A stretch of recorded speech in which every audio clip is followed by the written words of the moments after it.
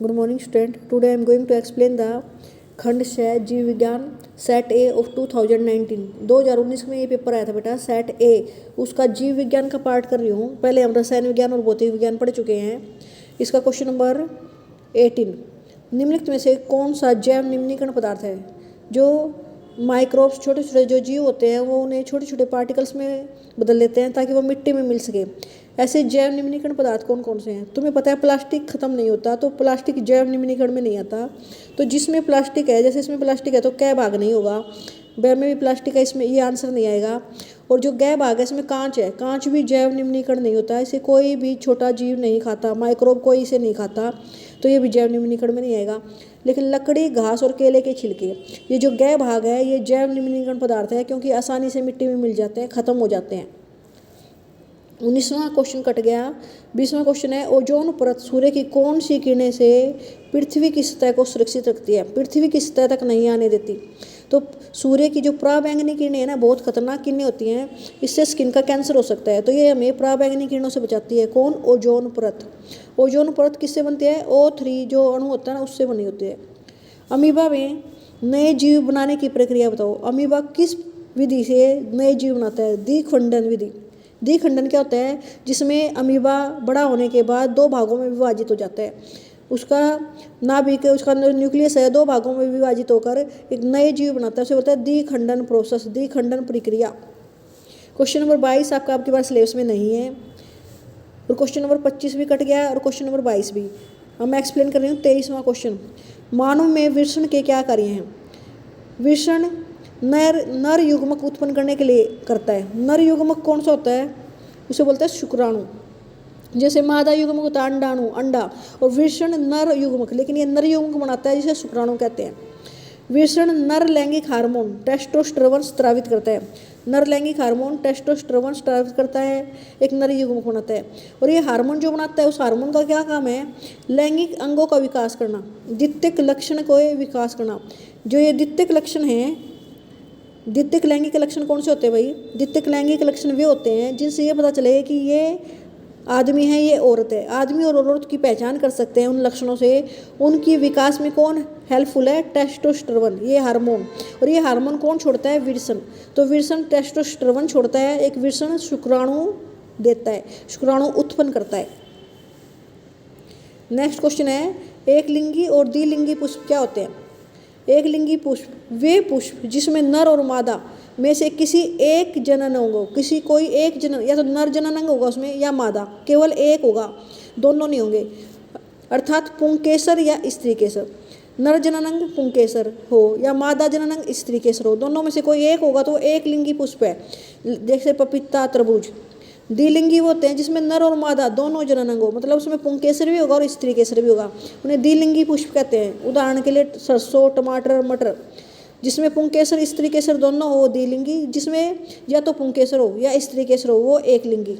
और उदाहरण भी देने हैं आपने, जैसे पपीता, तरबूज एक लिंगी है, मटर, टमाटर, सरसों क्या है? द्विलिंगी फूल है। क्वेश्चन नंबर 25 कट चुका है। क्वेश्चन नंबर 26 लेसन 9 में से है, तो लेसन 9 अब की बार एग्जाम में नहीं आएगा, इसलिए मैं इसको एक्सप्लेन नहीं कर रही। अब है lesson number 27। Question number 27 last question है ये, मानव उत्सर्जन तंत्र का नामांकित चित्र बनाकर मूत्र बनने की प्रक्रिया का वर्णन कीजिए। इसमें उत्सर्जन तंत्र में 2 विर्क होते हैं, ये आपको बनाने हैं। उस विर्क में से क्या आपकी 2 नलियाँ गई हुई हैं जिसे मूत्रवाहिनी बोलते हैं, और ये लास्ट में मूत्राशय से जुड़ी होती हैं। मूत्राशय इस तरह का वो होता है, इसके नीचे एक ट्यूब लगी होती है, उस ट्यूब को क्या बोलते हैं? मूत्र मार्ग।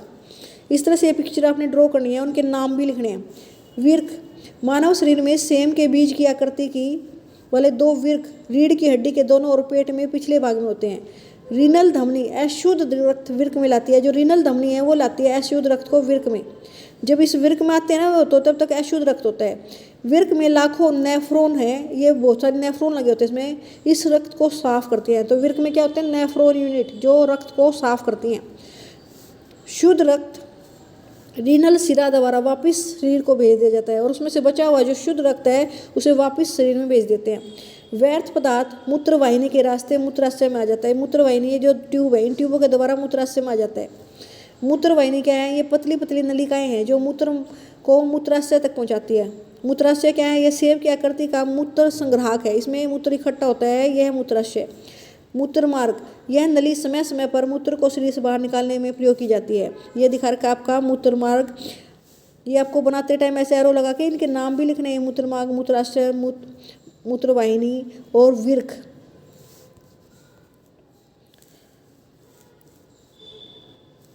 मूत्र बनाने की प्रक्रिया भी पूछी हुई है। तो मानव शरीर में सेम के आकार की जो आकृतियों ने विर्क कहते हैं, ये विर्क रीढ़ की हड्डी के दोनों ओर पेट की गुहा में स्थित होते हैं। रीनल धमनी अशुद्ध रक्त को विर्क तक लेकर आती है। कौन सी? रीनल धमनी अशुद्ध रक्त को विर्क तक लेकर आती है।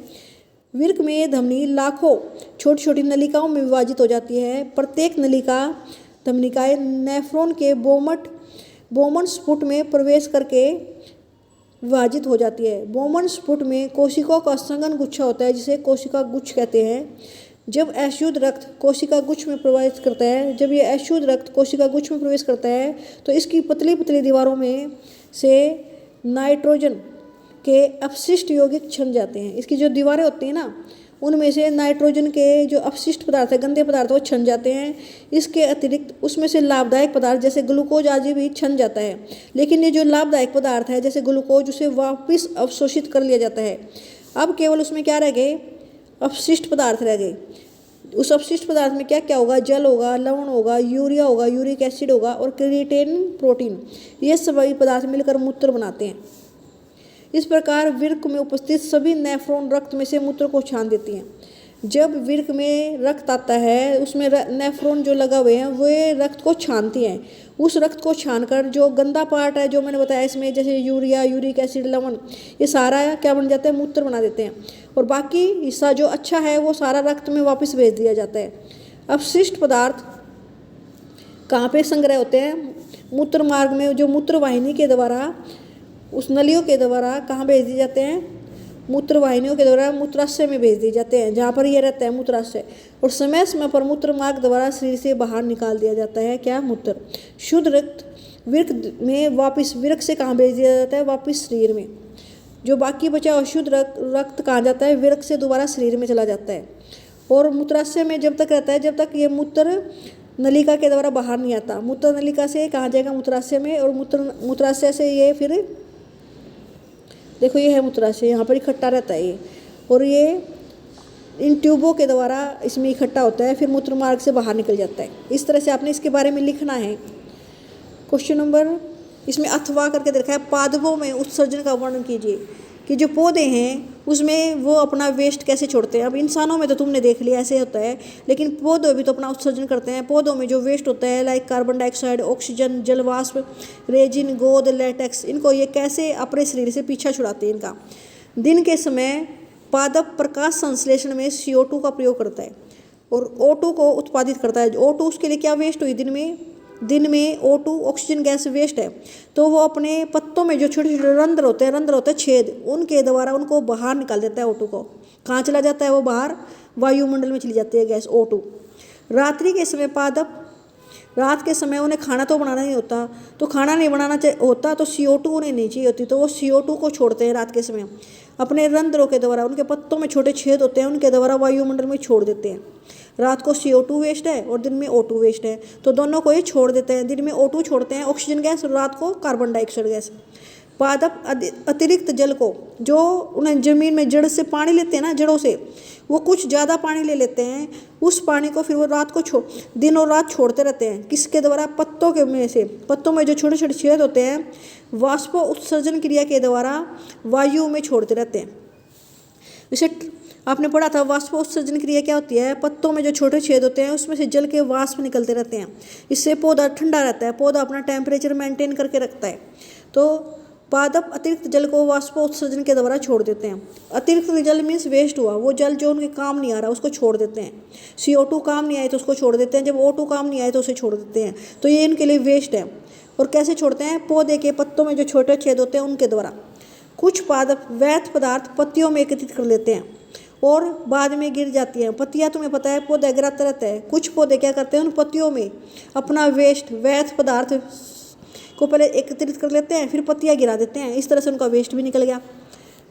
कुछ उत्सर्जी पदार्थ, कुछ ऐसे पदार्थ जो गंदे हैं जैसे गोंद, के रूप में पुराने जाइलम, उनका जो उत्तक है ना, जाइलम जो पानी ले जाने के काम आता है, उसमें इकट्ठा कर देते हैं। पुराने जाइलम के उत्तक में अपना उत्सर्जी पदार्थ गोंद इकट्ठा कर देते हैं। इस तरह से वह पूरी लाइफ उसके अंदर ही रहता है, उस जाइलम के उत्तक में उसे इकट्ठा करके छोड़ देते हैं। इस तरह से वो अपने वेस्ट से पीछा छुड़ाते हैं। उत्सर्जन मीन्स अपना जो वेस्ट कैसे निकालते हैं, उत्सर्जन का मतलब ये है। ठीक है स्टूडेंट, आज हम इतना ही पढ़ेंगे, इसे लर्न कर लेना।